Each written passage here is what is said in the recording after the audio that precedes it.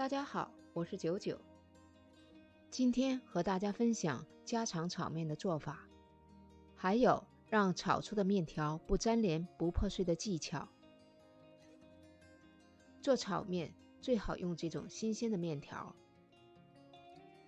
也可以用这种做炒面用的干面条。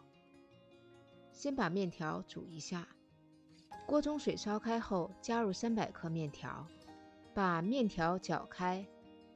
我今天做的是双人份，这种面条煮1分钟左右，水开后马上就可以捞出。面条煮得过熟，在炒的过程中容易炒烂、炒断。煮好的面条要用冷水冲洗，面条冲凉以后沥干水分，在控干水分的面条中加入2汤勺油，把面条和油像这样拌匀。拌了油的面条不容易粘在一起。备用的面条不需盖盖。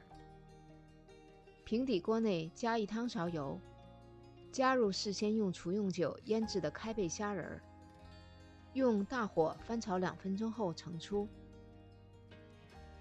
平底锅内加2汤勺油，大火将油烧热后，加入自己喜欢的配菜翻炒。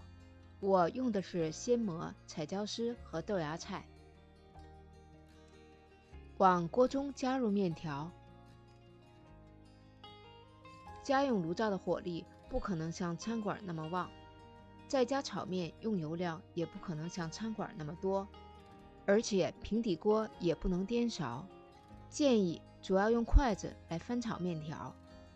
好处是可以把面条炒散不粘连，又不容易把面条炒断。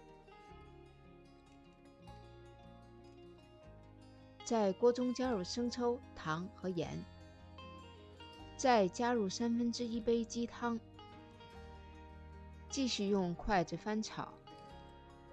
出锅前淋入1茶勺味极鲜酱油，加一些葱段，再翻炒半分钟左右就可以出锅了。